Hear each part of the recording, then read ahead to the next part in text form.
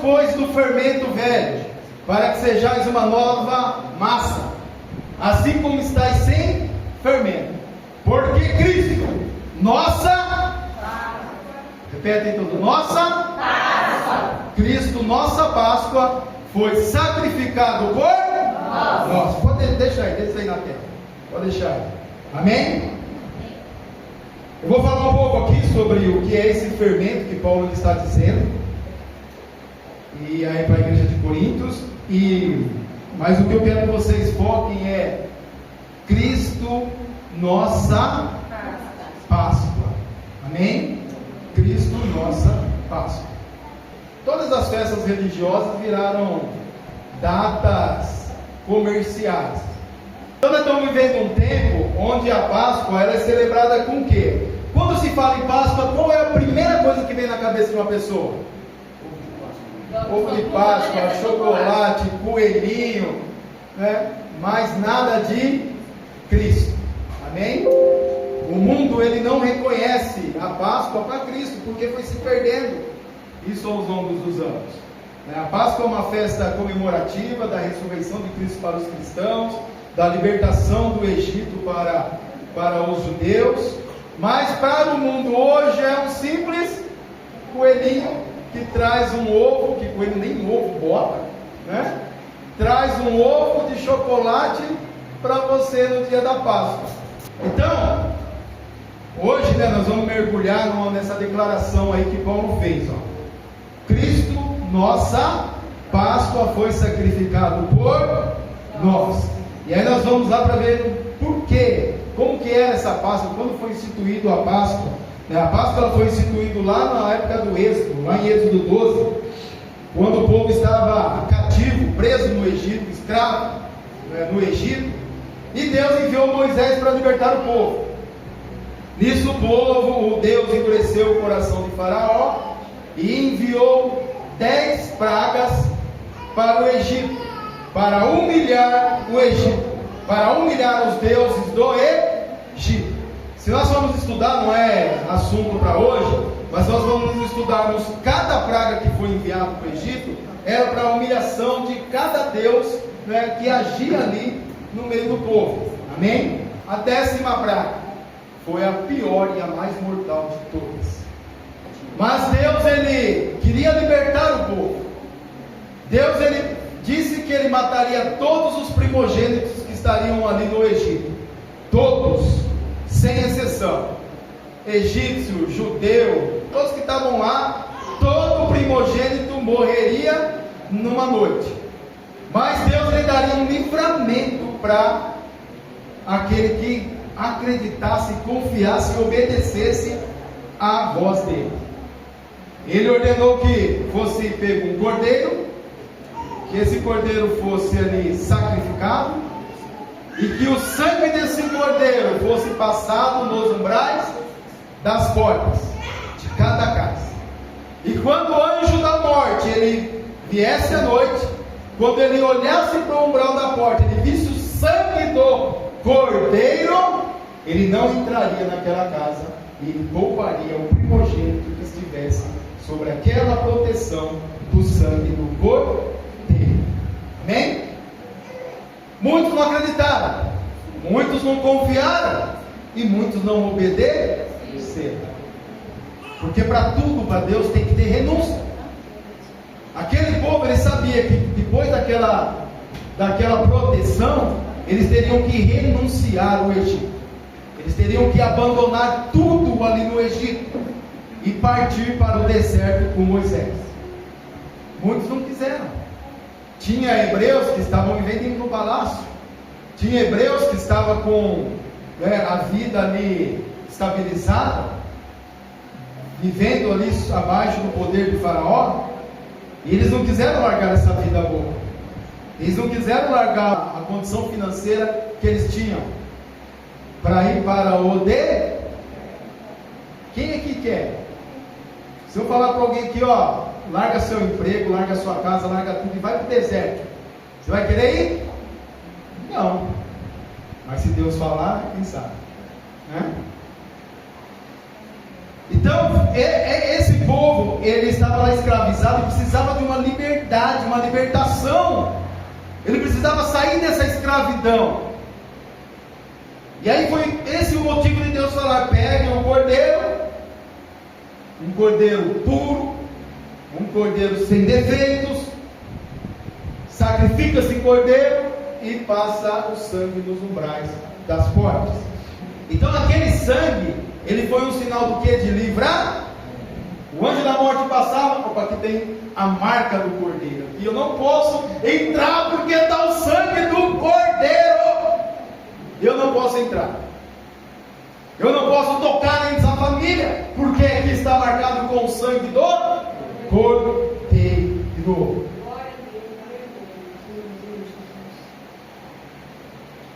E quem é o nosso cordeiro hoje? Quem é o cordeiro? Quem é a nossa Páscoa? Quem foi sacrificado? Qual o sangue que nós temos hoje nos umbrais do nosso coração, na nossa vida? O sangue de quem? O sangue de Jesus. Então Cristo, ele é o verdadeiro cordeiro. Para você ter uma ideia, o tempo de Êxodo até a morte de Jesus foi um período ali mais ou menos de 1500 anos. Durante 1500 anos, o povo judeu, ele ia todo ano para Jerusalém, onde estava o templo, para fazer o sacrifício da Páscoa. Todo ano. Milhares e milhares de judeus em Jerusalém para sacrificar os animais para a Páscoa. Mas Paulo, ele afirma para nós cristãos, que a nossa Páscoa não é a Páscoa judaica. Nós não precisamos pegar o animal, sacrificar o animal e comemorar como os judeus comemoram. Nós não precisamos comemorar a libertação do Egito. Algum de nós, por acaso, algum descendente de nós esteve no Egito? Não. A nossa liberdade não foi do Egito. A nossa liberdade foi do pecado. Foi das garras de Satanás. Foi da morte eterna. Essa foi a nossa liberdade. Só que olha assim, Paulo, ele fala o que? Foi sacrificado. Ele não será. Ele não poderá ser, mas ele foi. Ele já foi sacrificado. Por mim e por você. Não precisamos mais de sacrifício nenhum. Porque Jesus, ele já foi sacrificado. Olha só lá em João 29. Olha o que João Batista, ele declara quando Jesus, ele vem em direção ao Rio Jordão para ser batizado por João. Olha o que João fala para os seus discípulos, para todos que estavam lá. Eis o Cordeiro de Deus, que tira o pecado do mundo. Pecado do mundo. Não é o seu pecado individual, não. Não é o pecado de uma família determinada, não. É o pecado do mundo. E nós vemos aqui, para que Cristo fosse esse cordeiro pastor, ele tinha que primeiro ser o quê? Puro, sem pecado, sem fermento, sem pecado nenhum. Ele tinha que ser puro. Aonde Deus ia olhar e encontrar um homem puro na terra para fazer esse sacrifício? Existia? Não. Principalmente naquela época. Ele foi voluntário. Ele não foi forçado. Deus não determinou, não forçou ele. Você vai lá, né, e ele, Jesus, né, como um filho bem, eu não vou morrer por ele. Não. Você vai, vou. Ele foi voluntário para vir. Ele aceitou o que Deus tinha na vida dele, para nós, mesmo sabendo das consequências. Desde da criação do mundo, desde a criação do homem, Jesus já sabia que um dia ele ia ser sacrificado para perdão do pecado de toda a humanidade, para a salvação da humanidade. Porque após o pecado de Adão, todos nós nascemos pecadores, e destituídos nós fomos da glória de Deus. todos nascem em pecado, todos nascem pecadores. Mas Jesus veio para consumar, retirar de nós essa culpa desse pecado original. Amém? E lembrando, Cristo ele morreu pelo nosso pecado. Quem é convertido e continua pecando não aceitou a cruz de Cristo, não passou ainda o sangue de Cristo nos umbrais do seu coração, porque Deus ele abomina o pecado.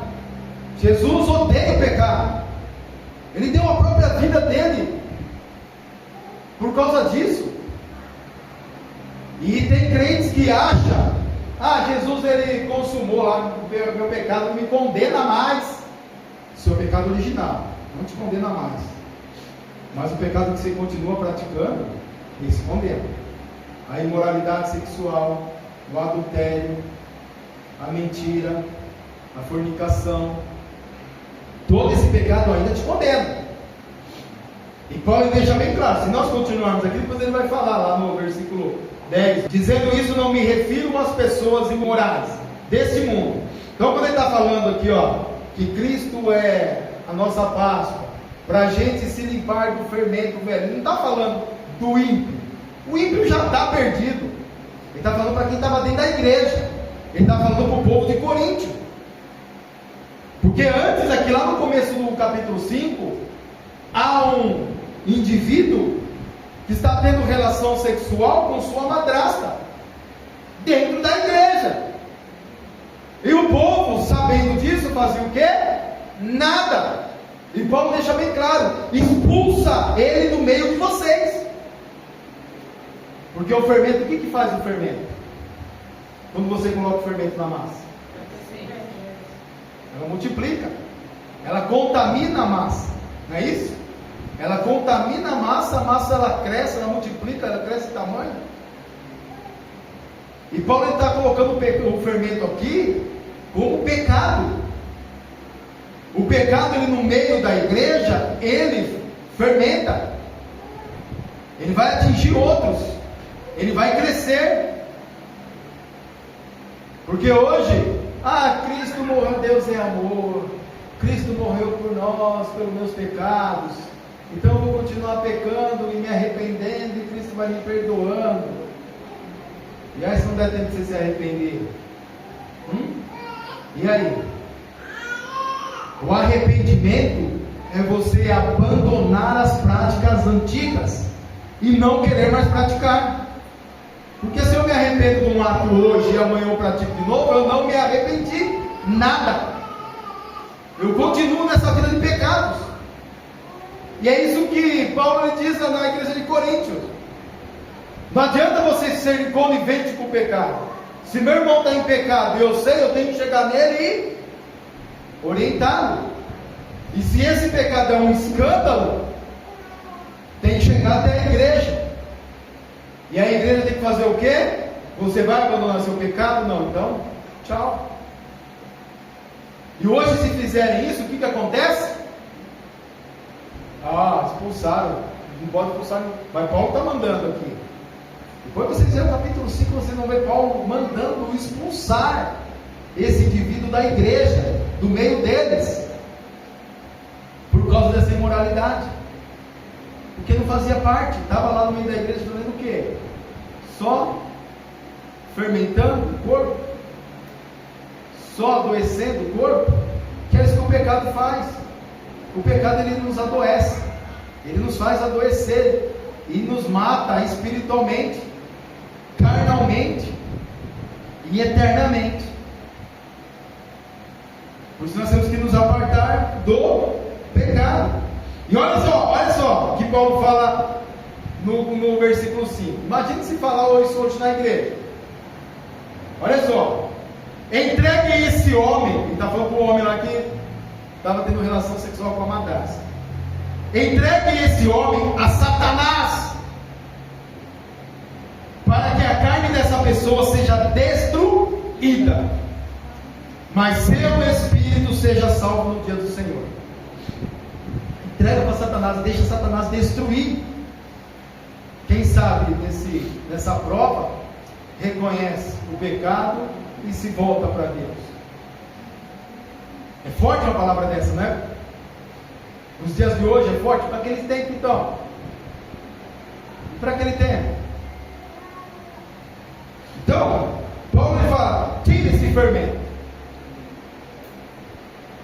E nós não precisamos dessa Páscoa, esse sangue do livramento lá do Êxodo, porque o sangue que nos livrou é o sangue do verdadeiro Cordeiro. E olha só, além de puro, voluntário, Jesus ele foi substituto. Quem ele substituiu nessa obra? Quem ele substituiu naquela cruz? Quem era para morrer naquela cruz? Quem que era para passar pela cruz para remissão dos pecados? Nós mesmos. Cristo ele fez por nós o que não poderíamos fazer por nós mesmos. Ele foi para aquela cruz. Ele derramou o seu sangue naquela cruz. Ele consumou por mim e por você. Porque nós não aguentaríamos. E nós morreríamos perdidos se ele não tivesse feito isso. A cruz levou sobre si todas as nossas dores, todas as nossas enfermidades. E através desse ato, Cristo fez o quê? Nos reconciliou com o Pai, com Deus. Nós deixamos de ser filhos de Deus quando o pecado entrou. Nos tornamos criatura de Deus. Mas através de Jesus, nós fomos adotados como filhos de Deus. Você é filho, você é filha de Deus. Você não é mais uma criatura. O mundo tem mania, né? O ímpio ele fala: ah, mas eu também mereço, eu também sou filha de Deus, sou filho de Deus. Eu falo: você não é não. Não é não. Eu sou. Eu reconheço o preço que Jesus pagou por mim naquela cruz. Eu rejeitei tudo. Eu abandonei tudo por Jesus. Eu me converti. Eu nasci de novo para Ele. Eu posso falar que eu sou filho. Agora você que vive na vida de pecado, está muito longe. Pode ser filho de Satanás. Está adotado por Satanás, porque está fazendo a vontade de Satanás. Amém? Muitos falam isso. Muitos. Então, ó, todos os anos os judeus faziam o quê? Ia todos para Jerusalém para fazer o seu sacrifício da Páscoa. Amém? Foi mais de 1500 anos assim. Jesus, ele também ia para Jerusalém, desde criança, com sua família, para eles celebrarem a Páscoa. Eles iam todo ano, contanto que teve um ano que até esqueceram Jesus lá no templo, com seus 12 anos. Mas Jesus todos os anos estava ali, porque ele era judeu, ele seguia a Torá, ele era conhecedor das leis. Quando ele chama os seus discípulos, ele começa o ministério dele depois do batismo, depois do monte, do deserto, 40 dias jejuando, se preparando. Aí ele inicia o seu ministério, faz o seu primeiro milagre, transformou a água em vinho, e ali reuniu os 12. Ele, todo ano, o ministério dele demorou 3 anos, todo ano ele ia para Jerusalém. Mas esse dia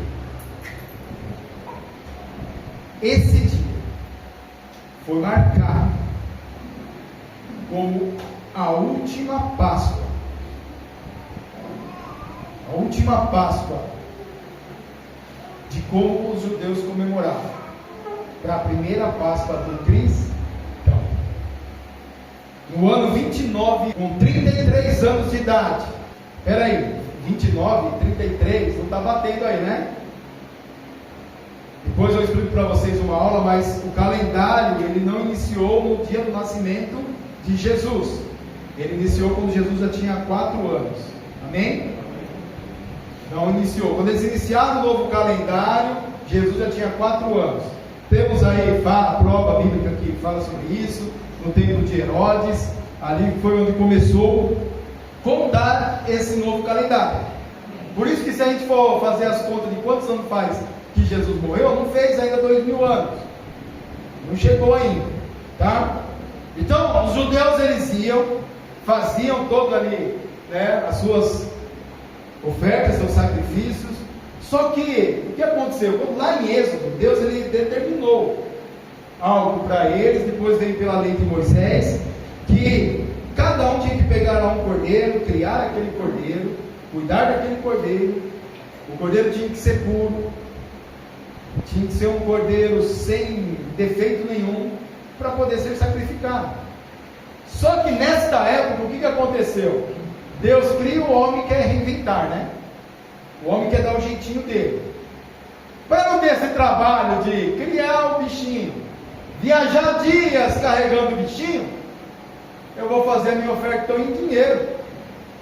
Eu vou levar o meu dinheiro, crio aqui meus animais, vendo, pego aquele dinheiro, vou lá em Jerusalém, tem um comércio gigantesco lá no templo, que quando Jesus viu isso, ele se enfureceu e fez o quê?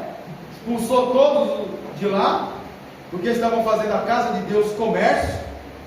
E quando fala fazer a casa de Deus comércio, nenhum comércio lá era para o templo. Nenhum comércio ali era para o templo. Era comércio para enriquecer a si próprio. Quando fala em combate de comércio e igreja, por exemplo, eu abro uma loja aqui para mim, vendendo meus livros, Bíblia, só que tudo que eu recebo é meu. Esse comércio, Deus, ele abomina. Jesus, ele abominou isso daí. Ah, apóstolo, eu posso fazer uma rifa para arrecadar dinheiro para a gente comprar umas cadeiras? Para a gente arrumar isso? Isso não é comércio.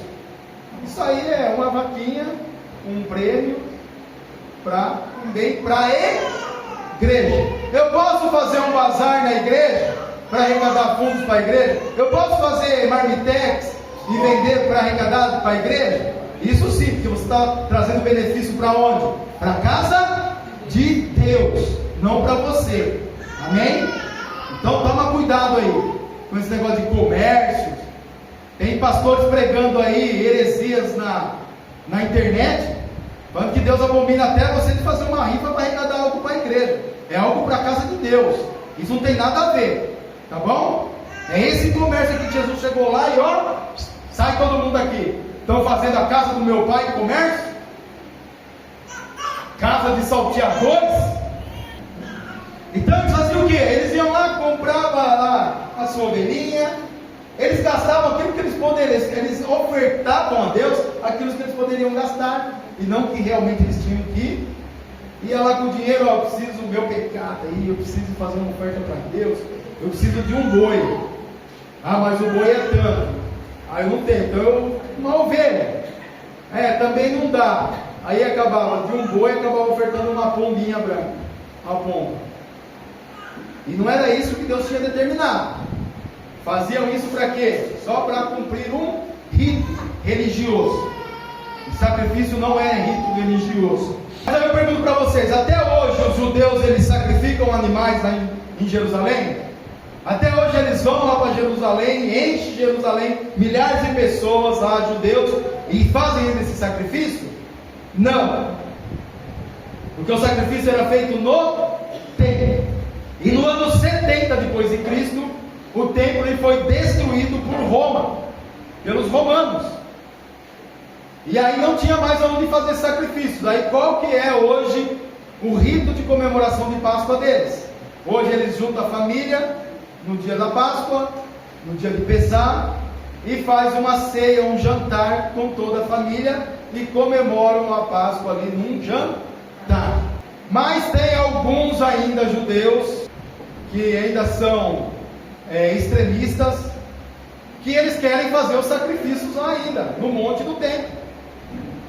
Então todos os anos eles tentam aí autorização, permissão, só que há um embate nisso daí, há um problema nisso daí, traz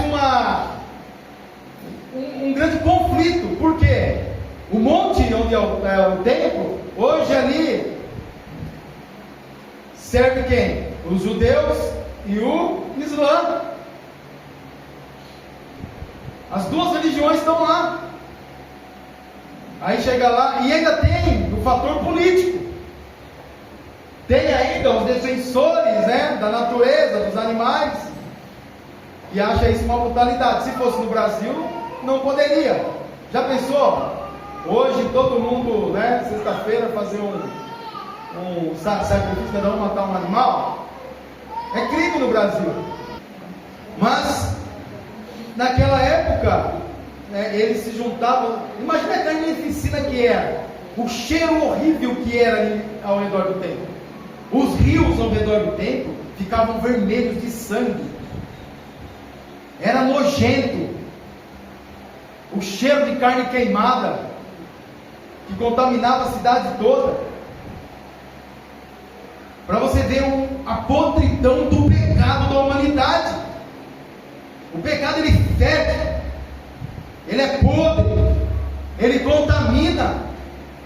E aonde a gente vê o pecado abundando, a gente vê desgraças acontecendo, famílias sendo destruídas, princípios sendo jogados na lata do lixo, por causa que ali abunda o pecado. Mas aonde a graça de Deus abundou, ali a paz, ali a alegria, ali a salvação.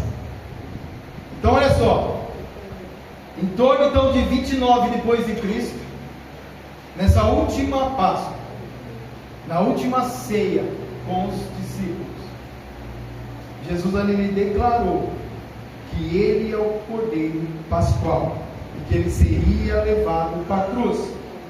O sangue dele seria derramado no madeiro para a salvação de toda a humanidade. Toda humanidade.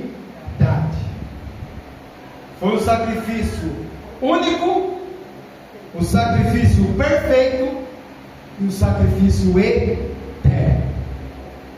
Repete comigo: sacrifício único, sacrifício perfeito, sacrifício eterno. Foi o que Jesus fez por mim e por você. Vocês entenderam por que ele é a nossa Páscoa? Por que nós temos que comemorar Jesus no dia de hoje? Por que essa semana que se diz Semana Santa, nós temos que estar a semana toda nos preparando para Jesus, e não só essa semana, como todos os dias, como todos os cultos, nós temos que celebrar Jesus, porque Ele é o nosso Cordeiro Pascual, Ele é a nossa Páscoa. Ele foi morto por mim e por você naquela cruz. Mas espera aí, e o fermento? Vamos falar sobre o fermento. Ele continua aqui, ó, falando sobre o fermento. Ele fala para a gente não se contaminar com o fermento do maligno. Alguém sabe aqui como é que faz fermento? Quando surgiu, antigamente não tinha esse fermento biológico. Esse fermento biológico aí surgiu no século XIX, que é um laboratório lá na Austrália. É o único laboratório no mundo que fabrica o fermento. Lá na Austrália, eles criaram uma cepa lá no laboratório, onde eles mandam para o mundo todo, que aí essa cepa vai para uma fábrica ali, junta com melado, com outros ingredientes, açúcar, e forma esse fermento que chega até nós. Mas antigamente, tem muitos até hoje que fazem, né, pão, bolo, um fermento natural feito em casa. É feito com a própria farinha. Farinha, água, deixa ela descansando 24 horas, ela tipo vai, como se fosse apodrecer, né? Fermentou, no outro dia você vai lá, vai alimentando, e aquilo lá fica com fermento. O povo judeu guardava aquilo lá para ser usado todo dia. Dali ele tirava o fermento. E nessa época de Páscoa, nessa semana, nesses 7 dias de festa, não poderia existir nenhum fermento em Israel, em Jerusalém, com o povo judeu. Eles tinham que fazer o quê? Pegar todo aquele fermento e queimar, jogar fora. Não podia ter fermento, eles não poderiam se contaminar nada com fermento durante esses 7 dias. O fermento aí, ele está simbolizando o pecado. Nós não podemos nos contaminar com o pecado. Não podemos. Porque se nós não tivermos contato com o pecado, isso vai fermentar em nós, vai crescer absurdamente. E o que vai acontecer? Você vai morrer espiritualmente. E se você morre espiritualmente, o que acontece? Você começa a se afastar de Deus. E se você se afasta de Deus, o que você acontece? Você morre espiritualmente. E você se afasta de tudo que é de Deus. E aí você fica infeliz, você sofre, as promessas de Deus não acontecem na sua vida, porque você não reconheceu que qualquer contato com o pecado, isso vai, pode ser qualquer pecado, até uma mentira, isso vai fermentar em você. Por isso nós temos que fechar todas as brechas, nós temos que odiar o pecado assim como Deus odeia o pecado, amém? Mas Paulo fala aqui de um fermento velho. Ele fala de um fermento velho. São práticas religiosas antigas que os judeus vinham praticando. São pecados que vinham já antigos. São pecados já que estão enraizados na sociedade. Hoje nós vemos uma sociedade enraizada no pecado. Pecados que vêm de geração em geração. Pecados que hoje para muitos é normal, é nada a ver, tudo pode, tudo posso naquele que me fortalece. Ah, é? Hã? Você pode pecar em Deus?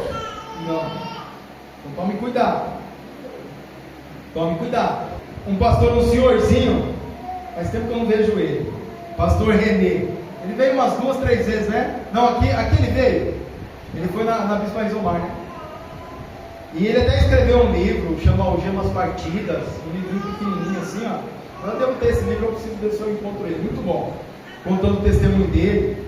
Ele é da época daquele bandido da luz vermelha, do sapato branco, sei lá, aqueles bandidos antigo, é bem velhinho, bem senhor. E aí ele era jovem, ele foi preso, e ele era terrível, ele foi preso lá no Carandiru.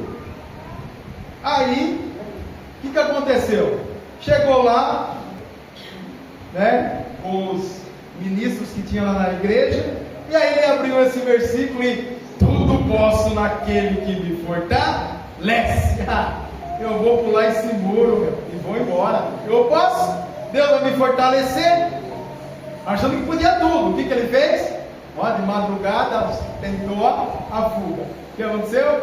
Pegaram ele, jogaram ele numa solitária, que ele falou que ele tinha que ficar de pé, que não tinha como ele deitar. E ali a noite toda ele sendo humilhado, ele passando frio, era um dia frio.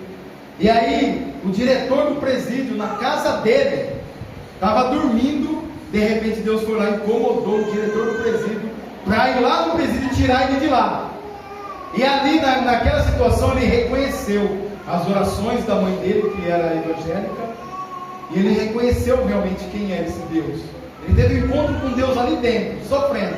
Aí o diretor chegou lá, tirou ele de lá e falou, ó, o diretor falou para ele, eu não sei, eu não faço isso, eu não sei porque eu estou aqui de madrugada, pode estar caindo o presídio que eu não venho para cá, mas eu vim para cá porque eu não conseguia dormir, algo me incomodava para tirar você dessa cela.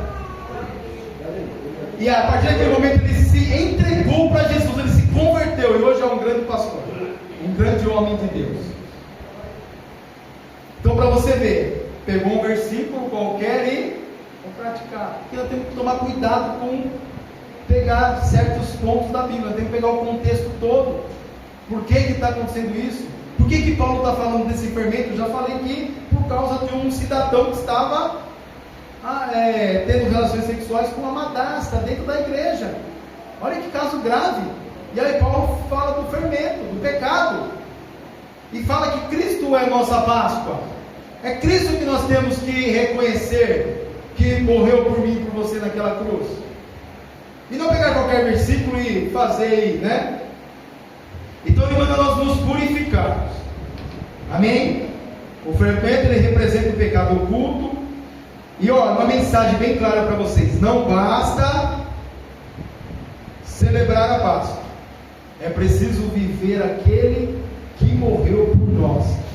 E olha lá o que Paulo diz em 2 Coríntios 5,17: se alguém está em Cristo, nova criatura está em Cristo? Você já se tornou uma nova criatura? Não tem como eu estar em Cristo e não ser uma nova. Jesus deixou bem claro para Nicodemos. Nicodemos era um grande fariseu, um grande professor da época, um homem reconhecido como um grande homem de Deus. Mas quando Nicodemos, ele viu ali Jesus fazendo milagres, Jesus pregando de uma forma diferente, ele reconheceu que Jesus era o Messias. Contanto que ele pegou, marcou, para conversar com Jesus na calada da noite. Na calada da noite para falar com Jesus.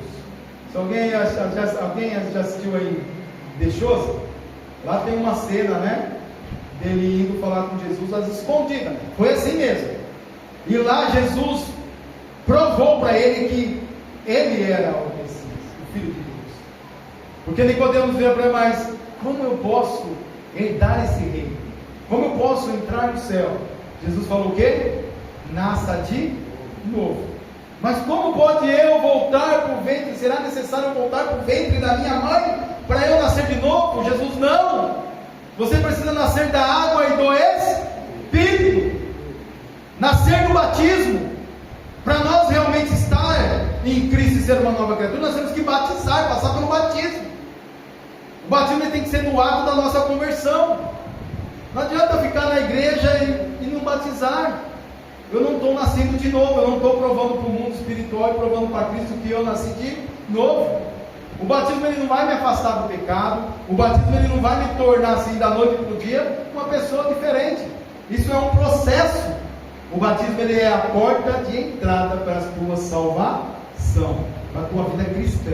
É você pegar a chave, chegar lá, virar a porta e entrar. E quem não tem essa chave não vai entrar.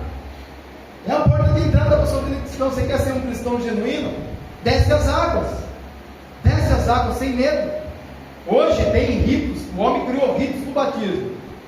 Batismo só dá uma vez por ano, na festa do batismo. Batismo é só quando você terminar o curso do batismo. Batismo é, eu quero batizar, pastor, você ainda não está preparado. Quem é o pastor para falar que você está preparado? Não. Se é você que tem que ter essa atitude. O batismo é, você aceita Jesus? Aceita. Você vai querer mudar de vida? Vou. Você deixa Ele coordenar a sua vida, Ele entrar na sua vida? Deixa. Então desce as águas agora. É agora. No nosso templo, na nossa igreja própria, eu vou fazer um tanque batismal aqui assim. Vai só abrir a tampa. Aceita Jesus? Os obreiros levam lá, põem uma roupa lá, desce a água. Mas vai estragar meu cabelo. Tem um monte de cabeleireiro aqui que pode dar um jeito em 5 minutos no seu cabelo. Fica tranquilo. Amém? Então é isso, tem que ser nova criatura. E quando Paulo fala para a gente nos afastar do fermento, esse fermento velho, podre, nojento, nós temos que fazer o quê? Porque o fermento, ele natural, ele é meio nojento, O cheiro dele é... Deixa lá a farinha com água dias lá no armário e abre o pote para vocês, o cheiro para vocês verem. Mas ele fala para quê? Para nós, se formos nos contaminarmos, que nós nos contaminamos com o Evangelho, com Cristo, e deixamos o Evangelho nos fermentar, crescer dentro de nós. A ressurreição de Cristo não foi apenas uma vitória sobre a morte. Muitos acham, foi só uma vitória sobre a morte. Jesus morreu e ressuscitou, venceu a morte. Será que foi isso? Não foi só isso. Foi a inauguração de uma nova humanidade. Inauguração de uma nova humanidade. Você é uma nova humanidade em Cristo. Você é uma nova criatura. Glória a Deus. Você está no mundo, mas você não é do mundo. Você não pertence ao mundo. Você não se contamina com o mundo. Porque Deus odeia o mundo. Mas Deus te ama infinitamente. Deus te ama incondicionalmente. É isso que você tem que ter no seu coração. Nós não podemos viver como vivíamos antes. Não tem como eu carregar esse fermento antigo, podre comigo. Não tem como. Eu tenho que me mudar, eu tenho que me transformar. Nós estamos num ano de transformação, crescimento espiritual para uma pesca abundante. Ano profético de Pedro. Pedro ele foi transformado com Jesus. Pedro também era fermentado pelo fermento velho, mas Jesus transformou ele em um novo homem, uma nova criatura, transformado espiritualmente e cheio do poder de Deus. É isso que Deus quer para mim e para você. Nós fomos lavados, perdoados, comprados por um alto preço. Verdade, Deus. Sabe o que Deus fez? Deus olhou lá no céu e falou assim: eu vou pegar o que eu tenho de mais valioso, o que eu tenho de mais valioso, que não tem mais poder, não tem mais valor maior no céu, aqui no céu, nem lá na terra. Eu vou pegar esse algo mais valioso e eu vou fazer o quê? Eu vou mandar para a terra. Eu vou matar ele na cruz, sacrificar ele na cruz, derramar o sangue dele na cruz, para salvar essas pessoas que eu amo incondicionalmente, para levar salvação para mim e para você. Cristo é o maior tesouro do céu. Cristo é algo valiosíssimo, é raro, é único. Não tem valor maior do que esse sangue de Cristo naquela cruz. Reconheça isso no fundo do seu coração. Se tiver que mudar, mude, se transforme. Se já está transformado, busca cada vez mais a transformação, cada vez mais a santificação, porque nós temos que nos santificar e nos afastarmos desse fermento velho. É nos santificar, nos afastarmos do pecado, é nos santificar para termos um encontro com Deus. Então, concluindo aqui para fechar, lembrando, Cristo é a nossa Páscoa. Então nós hoje estamos comemorando o quê? O coelhinho? Não. O chocolate que vocês vão comer daqui a pouco? Não. Chocolate é bom, eu como todo dia. Chocolate é bom todo dia. Mas hoje é dia de comemorar essas coisas? Ainda existem mães, crentes, vou nem falar no mundo, crentes, que pegam o ovo, esconde o ovo, coloca lá os pezinhos e faz o filho pequeno viver numa mentira, numa fantasia, e faz a criança viver nessa mentira. Ó, segue aqui que o coelhinho trouxe seu ovinho. Tem mães que faz isso ainda, e vai falar que está errado. Porque tá. Então por que não faz um caminho e coloca uma cruz lá? Olha para onde você tem que caminhar. Vai lá que você vai achar sua Páscoa hoje. Vai lá. Põe lá o pezinho lá, deixa ele, ó. Põe lá com um pingo de sangue ainda para ele ver que foi sofrido aquele caminho. Coloca lá as pegadas com sangue. Lá onde você esconde o ovo, esconde a cruz. E faz o seu filho chegar lá na cruz e fala para ele qual é o significado dele ter chegado até aquela cruz, porque ele precisou seguir esse caminho todo ensanguentado para chegar até essa cruz. Mostra para ele quem estava naquela cruz. Não vai colocar a cruz com a imagem de Jesus lá não, tá? Porque ele não está lá. Ele vai chegar, é uma cruz. Essa foi a cruz onde nosso Deus derramou o seu sangue para salvar a mim e a você. Ensina isso com teus filhos. Pratica isso com eles. Faça da Páscoa nossa festa cristã e não nossa festa mundana. Assim como é o Natal. Natal eu comemoro o nascimento de... mas Jesus não nasceu. Mas eu comemoro o nascimento dele todo dia. E eu tiro um dia onde todo mundo está com o coração aquebrantado. E eu falo do meu Jesus, do nascimento dele. E daí? Se o mundo quer comemorar, se o mundo acha que é pagão, não é? É pagão para o mundo, para mim não. Para mim é relembrar Cristo. É relembrar, assim como no meu aniversário eu não comemoro para mim. Eu comemoro para Cristo, porque eu estou aqui, porque Ele me sustenta, então Ele me sustenta. Amém? Então vamos celebrar um Cordeiro que vive. Eis o Cordeiro de Deus, que tira o pecado de louvor. Está chorando porque ele vive? Vem cá, vamos louvar porque ele vive.